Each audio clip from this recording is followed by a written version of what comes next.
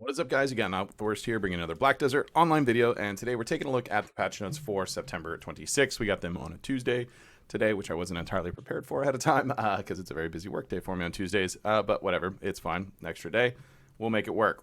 We do have some events going on that are pretty sweet. We have a few classes getting some pretty insane damage increases in PvE, so let's first take a look at the events and see what's going on there. First up, we have, well, you'll soon see in the new Pearl Shop, there is a new outfit. There is a screenshot event running alongside it that you can pick up.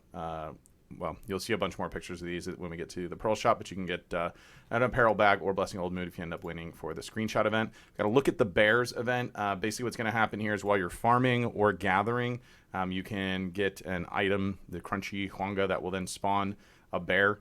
This drops from the moles when farming, or you just get it while you're gathering. Spawns this bear dude, and then you kill him, and you get bear meat, hide, blood, black gems, spirit dust, hard sharps, black gem fragments, life skilling stuff that you normally get from gathering.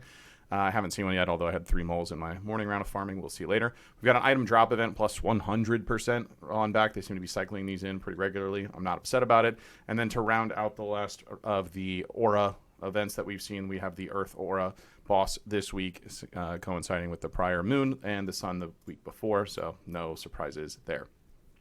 Moving into class updates. First up, the cooldown for command to gather, which they actually mentioned lower when they talk about NotTheWorst for it. It's been lowered from 11 hours down to 4 hours. Don't need to explain a whole lot. It's self-explanatory. It's now 4 hours.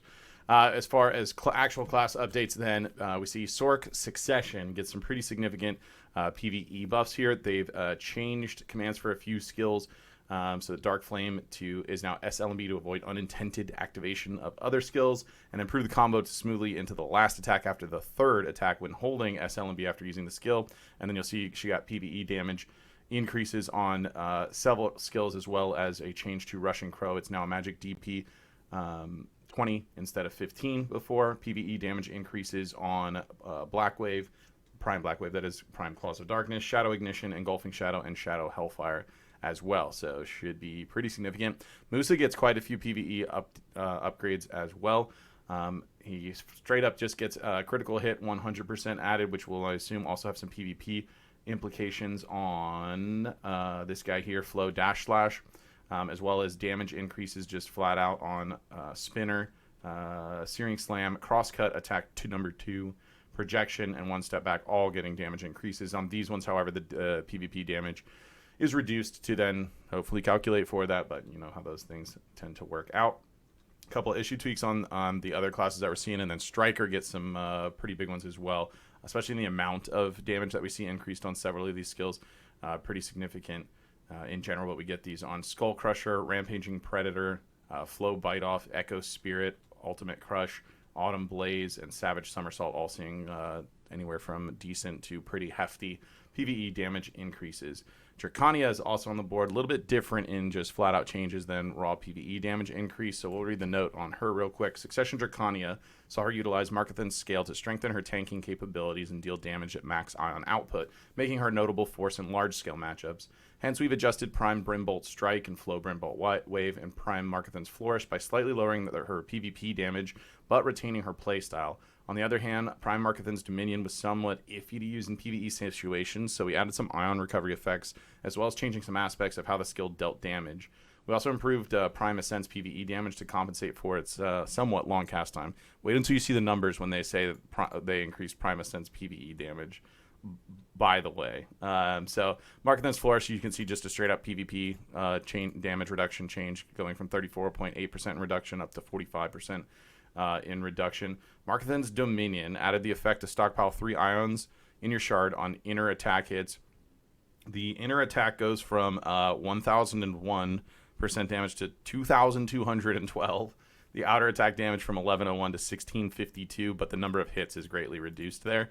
6 prior and 2 now, with a pretty hefty PvP damage reduction on that as well.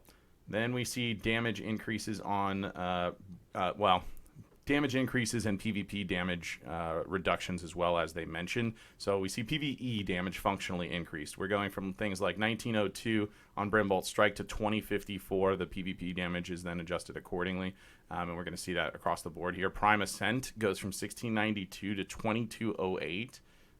which is not nothing, and then Brimbolt Rays going from 1247 to 1620. Again, the PvP damage reductions are adjusted accordingly based on those.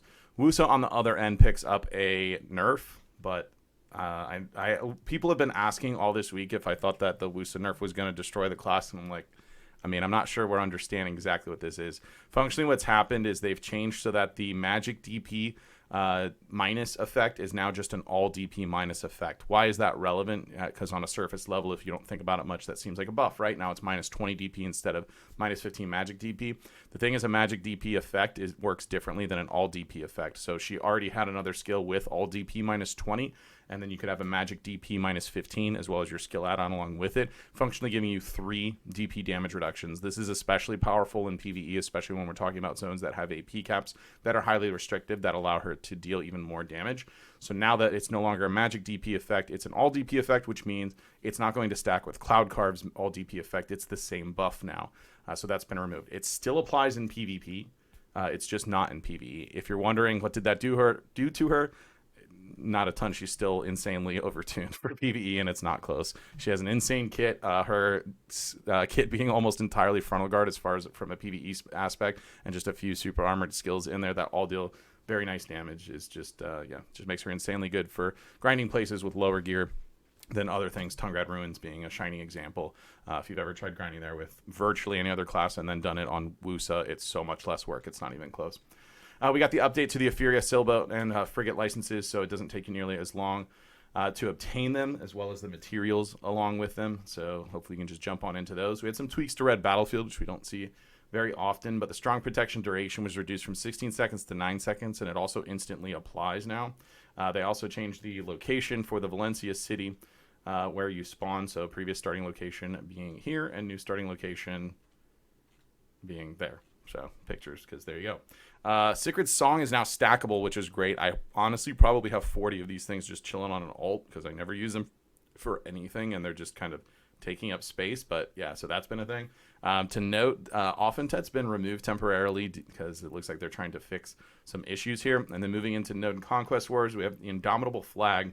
It's been used during these wars in many ways, such as being set up as a forward base during a war. However, once installed, was rather difficult to remove, especially when a guild felt there were more strategically important locations to move the flag to, and especially when facing multiple guilds or alliances at once.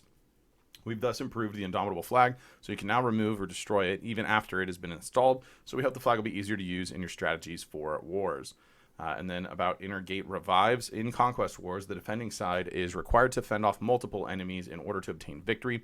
Hence, the inner walls of the castle have been designed to be advantageous for the defending side to fend off the besieging side.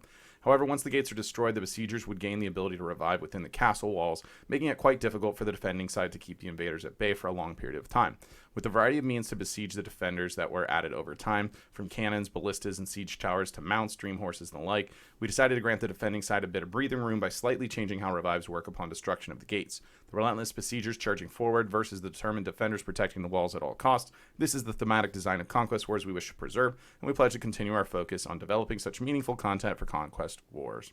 We also have a 2-seater mount command at Shift R. They decided to help prevent instances where adventurers were mounting up on the wrong mount when near supply depots during the wars, and now you'll need to press Shift R if you wish to mount up on the 2-seater. And we have some issue fixes, UI updates, and the like added there. So let's jump on over to the Pearl Shop and check out that new outfit that we got. After we talk about these special Pearl Shop deals. The 10,000 Pearl box comes along with 2 Mystical Cronstone bundles and a Choose Your 7-Day box. And if you want to get the big boy 20,000 package, it's got 2 rare Cronstone bundles and a 10% discount coupon. Then we can see the Lothrockin, which already sounds like it's for Dracania, outfit right out of the gate. And what do you know? There's a Dracania wearing it right in the first picture. So it's going to be for Nova, Dracania, Valkyrie, and Guardian, and it's really cool. I really like the little I don't know, sapphire type gemstone or stained glass kind of design, both on the tail end and this thing here. Really like this design. Wish it was for DK, but it's not. Still really cool on all of the classes that it comes for. So yeah, pick that up if you want one of the cooler chick outfits that doesn't show boobies. if you're interested. It does come in the various premium, classic, and regular outfit sets. There is a title that's currently available if you choose to get it. You can do the Choose Your Lothrockin pack for 6120 pearls, where you pick 2 of whatever sets you want. You can get multiples of the same. You'll still get that title. We got some new packs here in Custom Artisan's Memory. I'm still not blown away by these after them, air quote, changing the value of Artisan Memories alongside with amount of silver selling for costumes, but whatever. 2,000 pearls will get you 100 artisans, along with a custom enhancement box, and then 25 memory fragments, the larger one being 3,600 pearls, giving you 200 artisans, a custom enhancement box level 2, and then 50 memory fragments. Then we have something we don't see too often, which is some pretty significant bundles for boosting up your fairy, which is one of the most frustrating things in this game, in my opinion. But the fairies help is 4,500 pearls, gives you 20 Thea's orbs, 20 petals, and 5 wine. And then the bigger one, level 2, 8,000 pearls, 40 Thea's orbs, 40 Leia's petals, and 10 of the wine. We have the Fantastic Young Dragon back around. He's on sale for 1,650 pearls, 25% under normal price there. So you get the Young Dragon surprise, and as always, when he comes around, you choose whether you want the Enhancer, the Crystal, or the Dream Horse Rarities box with it. He'll have some feed alongside. We've got Ataraxian pet packs available again. They're 33% off at 2,200 pearls. You choose 3 of the Ataraxian pets that you want out of the list, and then get some feed to go with it. We've got Outfit Bonanza available. So for 1980 pearls, you can pick up the Angelic Queen outfit with or without your stockings. Personally, go without. Demonic Queen outfit box with or without stocking. This one I like to go with, but up to you. 1980 pearls as well. We've got the Sugaresh outfit at the same price as well. And then we have family inventory and weight limits on sale. 2,800 pearls will get you the family inventory 300 weight on there, and 680 pearls will get you a +4 inventory expansion.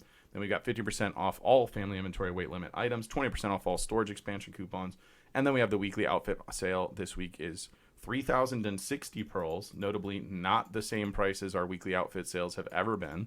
Just throwing that one out there. As for the Archer Dusk Herald premium set, it's pretty clear that we're just going to see much lower percentage on these discounts consistently on outfits, at least for the time being, after they adjusted the amount of silver that they sell for.